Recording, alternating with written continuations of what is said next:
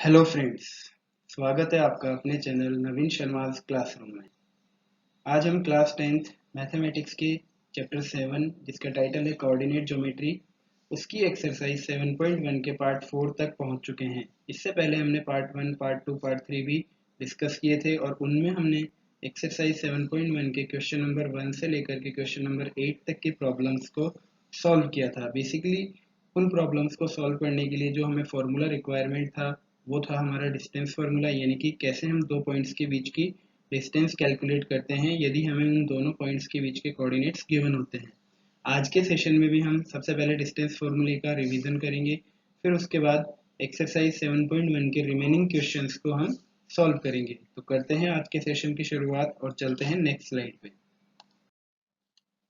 आपकी स्क्रीन पर आप देख रहे हैं कि डिस्टेंस फार्मूले के बारे में गिवन है, यानी कि डिस्टेंस फार्मूला क्या होता है और इसके कैसे हमने यूज में लेना है।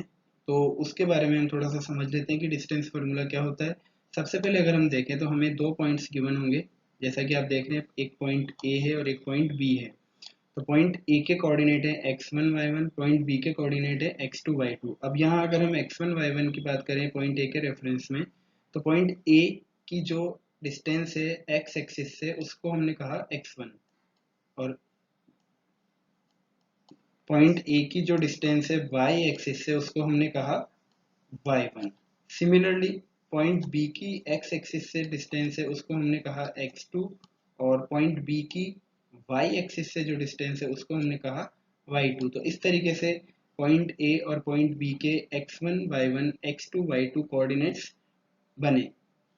अब यदि हमें इन दोनों के बीच की डिस्टेंस कैलकुलेट करनी है तो उसके लिए हमने डिस्टेंस फार्मूला काम में लेना है, जिसके अकॉर्डिंग अगर पॉइंट ए और बी की डिस्टेंस की बात करें जिसको हमने ए बी कहा, तो ए बी की जो डिस्टेंस होगी वो होगी under root x1 minus x2 whole square plus y1 minus y2 whole square, या फिर under root x2 minus x1 whole square plus y2 minus y1 whole square. यानी कि अगर आप x1 x2 y1 y2 के ऑर्डर्स पे ध्यान ना दें और गलती से भी अगर आपने ऑर्डर चेंज कर दिया, यानी कि अगर आप चाहते थे कि मुझे x2 माइनस x1 लिखना है और आपने x1 माइनस x2 कर दिया, तब भी कैलकुलेशन में कोई फर्क नहीं पड़ेगा, बिकॉज अगर वैल्यूज स्क्वायर में पुट हैं तो अल्टीमेटली जो स्क्वायर का रिजल्ट आता है वो प्लस ही आएगा। तो आप कह सकते हैं कि यदि आप ए बी की वैल्यू फाइंड आउट करने के लिए under root x1 minus x2 square plus y1 minus y2 square काम में लेते हैं, या फिर अगर आप ए बी की डिस्टेंस कैलकुलेट करने के लिए under root x2 minus x1 square plus y2 minus y1 square दोनों फॉर्मूले का अगर यूज करेंगे तो दोनों से रिजल्ट सेम आएगा। यानी कि कोई सा भी फॉर्मूला आप अप्लाई कर सकते हैं। यहाँ पर ऑर्डर इतना इंपॉर्टेंट नहीं है कोऑर्डिनेट्स का, बस ध्यान में रखने वाली बात यह है कि x कोऑर्डिनेट के साथ दूसरा भी x ही कोऑर्डिनेट होना चाहिए, y कोऑर्डिनेट नहीं होना चाहिए। यानी कि अगर आपने x1 लिया तो x2 आएगा साथ में, और अगर x2 लिया तो साथ में x1 आएगा, और सिमिलरली y के कोऑर्डिनेट केस में भी यही होगा। इसके अलावा कुछ इंपॉर्टेंट पॉइंट्स यहाँ पर गिवन है, जैसा कि आप देखेंगे सबसे पहले नंबर पे जो पॉइंट है, the distance of a point from x axis is called x coordinate और एब्सिसा। यानी कि जो x1 और x2 हैं बेसिकली हम उन्हें x कोऑर्डिनेट या फिर एब्सिसा से कॉल करेंगे। सिमिलरली सेकंड पॉइंट आपका देखें तो आप ये y एक्सिस से डिस्टेंस को बोला गया है, यानी कि अगर किसी पॉइंट की y एक्सिस से जो डिस्टेंस की बात करें तो उसको हम या तो y कोऑर्डिनेट बोलेंगे या ऑर्डिनेट बोलेंगे, यानी कि y1 y2 यहाँ पर y कोऑर्डिनेट या फिर ऑर्डिनेट का काम करेंगे।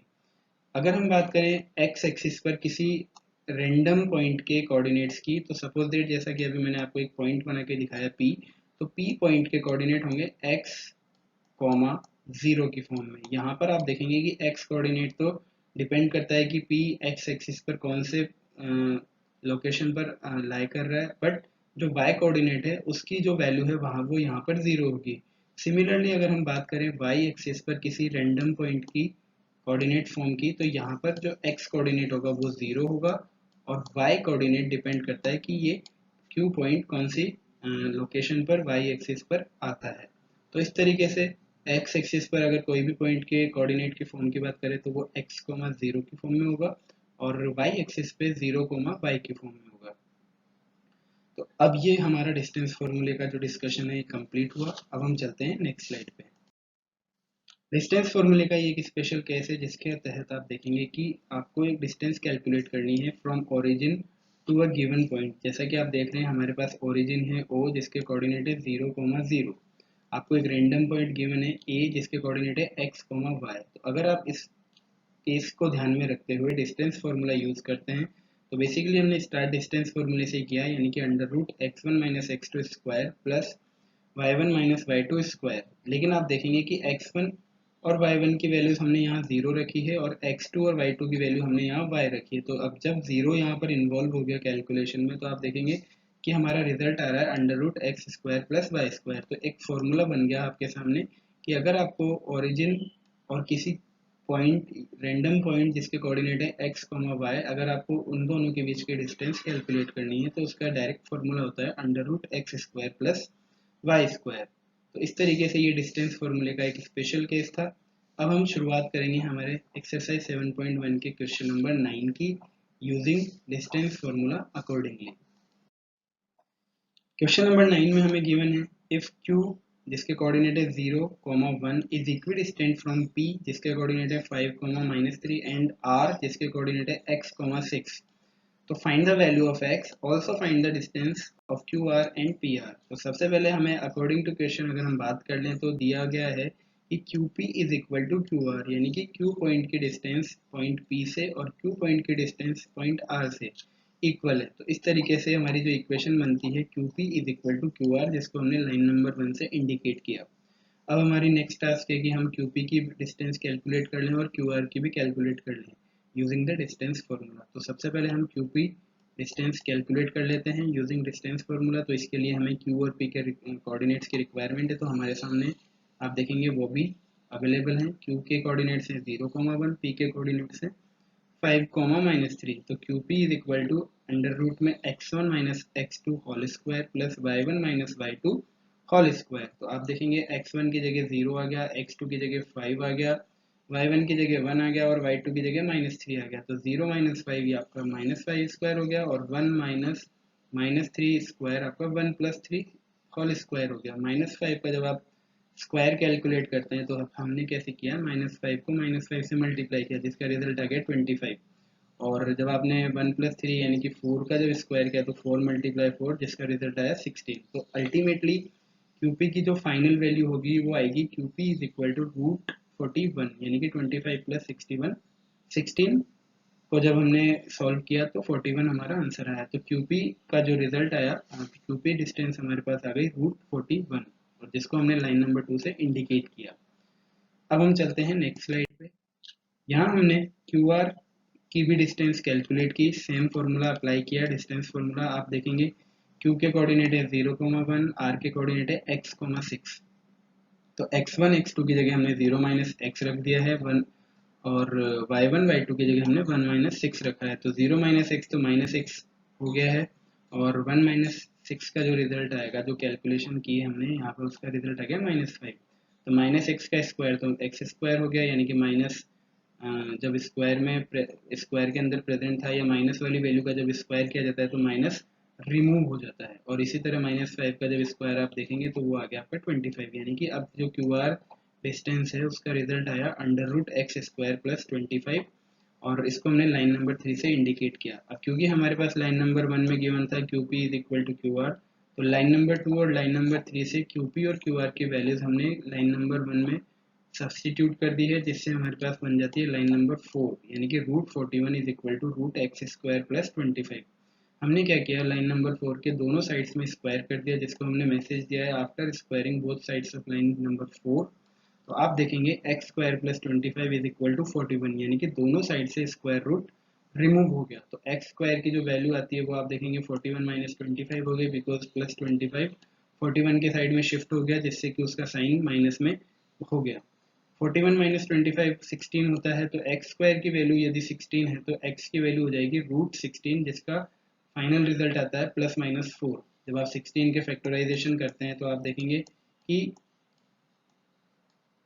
4 4 जा 16 एंड 4 1 जा 4, और जब हमने 4 से 4 की पेयरिंग की तो 4 स्क्वायर रूट से बाहर आ गया, पर ये जो 4 आएगा उससे हमारे पास दो वैल्यूज आएंगी, एक प्लस की और एक माइनस की। तो आप देखेंगे कि एक्स के हमारे पास दो रिजल्ट है, +4 एंड -4। तो अब हम इन दोनों का यूज़ करके जो हमारे पास जो क्वेश्चन का नेक्स्ट पार्ट था, यानी कि QR और PR डिस्टेंस कैलकुलेट करने की टास्क थी, वो हम शुरू करेंगे। सबसे पहले हमारे पास देख लेते हैं कि x इज इक्वल टू 4 और -4 है, यानी कि r के कोऑर्डिनेट दो बार बनेंगे। r के कोऑर्डिनेट हो गए 4,6 या -4,6। तो सबसे पहले हम फर्स्ट कोऑर्डिनेट को लेकर के हमारा जो क्वेश्चन का नेक्स्ट पार्ट है उसको सॉल्व करते हैं। तो टेकिंग r कोऑर्डिनेट्स 4,6, तो सबसे पहले हम QR डिस्टेंस कैलकुलेट कर लेते हैं। तो QR के लिए कोऑर्डिनेट्स Q 0,1 एंड R के लिए है 4,6। QR का फॉर्मूला ऑलरेडी हमने लाइन नंबर 3 से पिक कर लिया है, √x² + 25। x की वैल्यू +4 हमने रख दी है, 25 अपनी जगह है, 4 का स्क्वायर 16 हो गया एंड 25 अपनी जगह है। तो √16 + 25 का रिजल्ट आया √41, यानी कि QR is equal to √41। Similarly taking R के कोऑर्डिनेट 4,6, अगर हम PR कैलकुलेट करें तो PR में हमारे पास डिस्टेंस फॉर्मूला है x1 - x2 whole square + y1 - y2 whole square. x1 और x2 की वैल्यू 5,4 है और y1 और y2 की वैल्यू -3,6 है, जो हमने फॉर्मूले में रख दी है। तो हमारे पास इक्वेशन बनती है 5 - 4 स्क्वायर प्लस -3 - 6 होल स्क्वायर, और रूट में ये सारी कैलकुलेशन इन्वॉल्व है। तो आप देखेंगे कि 5 - 4 हो गया -1, सॉरी +1, और +1 का स्क्वायर होगा इनफैक्ट ये, और -3 - 6 बन जाते हैं -9, और ये स्क्वायर में पुट किया गया है। तो आप देखेंगे कि 1 और -9 का जब हम स्क्वायर कैलकुलेट कर रहे हैं तो ये 1 × 1 प्लस ब्रैकेट में -9 × -9, तो 1 का स्क्वायर तो 1 हो गया, और -9 × -9 इक्वल टू 81 हो गया, माइनस यहाँ पर हट चुका है। तो हमारे पास PR का जो फाइनल वैल्यू आया वो है √82। तो इस तरीके से जब हमने R के कोऑर्डिनेट्स 4,6 लिए तो QR is equal to √41 and PR is equal to √82। अब हम चलते हैं नेक्स्ट स्लाइड। यहाँ पर जब हमने R के कोऑर्डिनेट्स -4,6 लिए तो आप देखेंगे कि QR के distance same formula x² + 25 in under root आपने कैलकुलेट किया तो सेम रिजल्ट आ रहा है √41, बिकॉज -4 पे स्क्वायर करेंगे तब भी ये 16 ही देगा। जब हम PR की वैल्यू कैलकुलेट करते हैं तो 5 माइनस -4, बिकॉज x1 - x2 की वैल्यू हमने रखी है, तो x1 हमारा 5 है और x2 हमारा -4 है। तो 5 माइनस -4 आपका हो गया 5 + 4, और -3 - 6 वाली कैलकुलेशन एज इट इज़ है, यानी कि -9 आ जाएगा। फिर 5 + 4 का मतलब हुआ 9, और 9 का स्क्वायर किया तो 9 × 9, -9 का स्क्वायर किया तो -9 × -9, तो 9 9 था 81, और 9 9 था 81 हुआ, 81 + 81 162, विच इज़ फैक्टराइज्ड। और जो हमारा फैक्टराइजेशन के बाद जो रिजल्ट है आप देखेंगे रूट में 2 × 9 × 9, और जब आपका 9 बाहर आ जाएगा तो आंसर बन जाता है PR इज इक्वल टू 9√2। तो आप देख रहे हैं कि जब हमने R के कोऑर्डिनेट -4,6 लिए तो QR तो सेम है √41, बट PR चेंज हो गया 9√2। तो इस तरीके से हमारा जो क्वेश्चन नंबर 9 का जो टास्क गिवन था वो भी कंप्लीट हुआ। हमने QR और PR की वैल्यूज फाइंड आउट कर ली using the coordinates of R, जिसके अंदर x गिवन था और x के दो रिजल्ट आए थे +4 और -4। अब चलते हैं हम नेक्स्ट स्लाइड पे।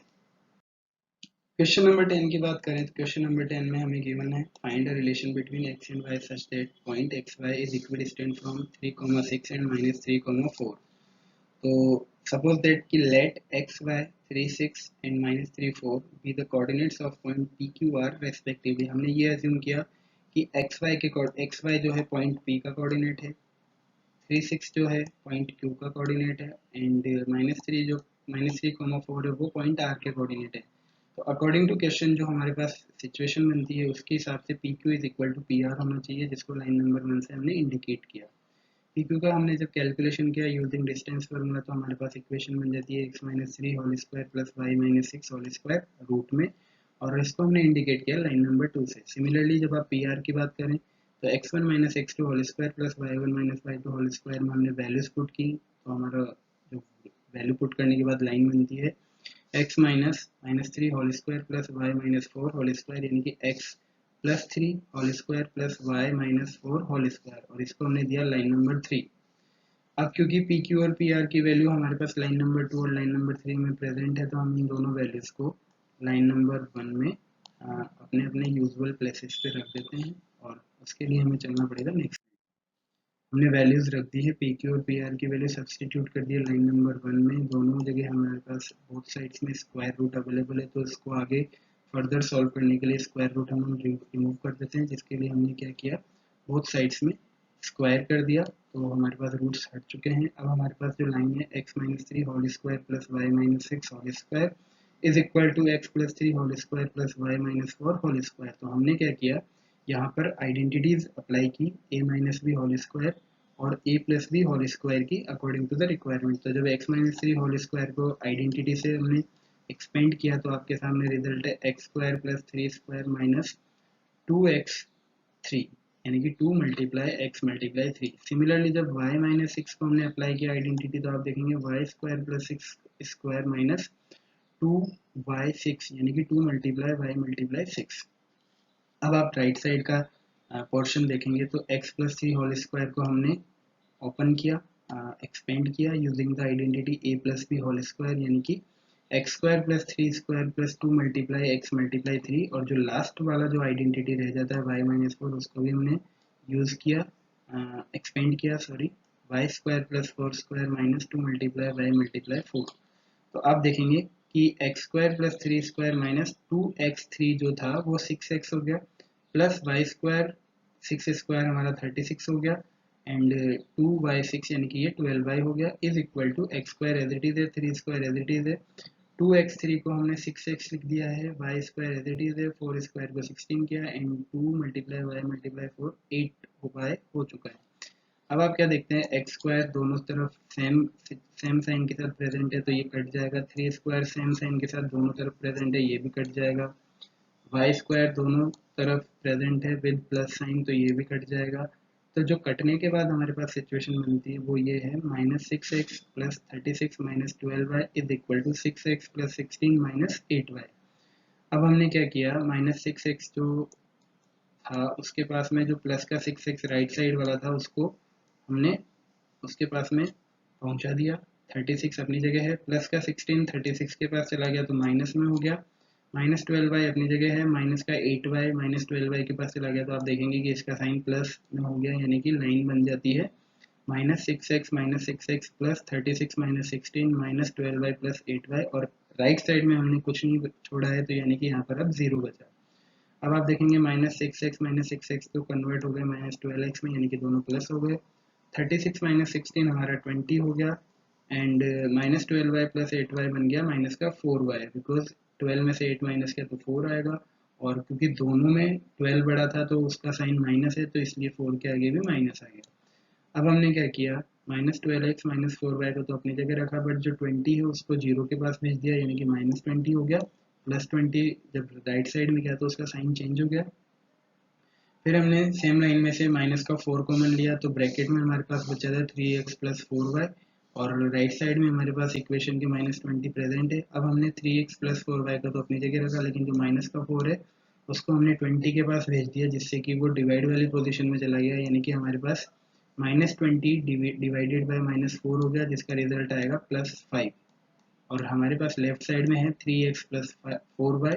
तो इस तरीके से जो फाइनल इक्वेशन हमारे पास बनती है वो है 3x plus 4y is equal to 5, या फिर 3x plus 4y minus 5 is equal to 0, यानी कि प्लस का 5 3x प्लस 4y के पास आ गया है, इसके कारण उसका साइन प्लस से माइनस में हो गया। तो इस तरीके से ये हमारा फाइनल आंसर आया, जिसकी रिक्वायरमेंट क्वेश्चन नंबर 10 में दी गई थी, और इसी के साथ हमारा एक्सरसाइज 7.1 कंप्लीट होता है। नेक्स्ट सेशन में हम स्टार्ट करेंगे एक्सरसाइज 7.2 कोऑर्डिनेट ज्योमेट्री में।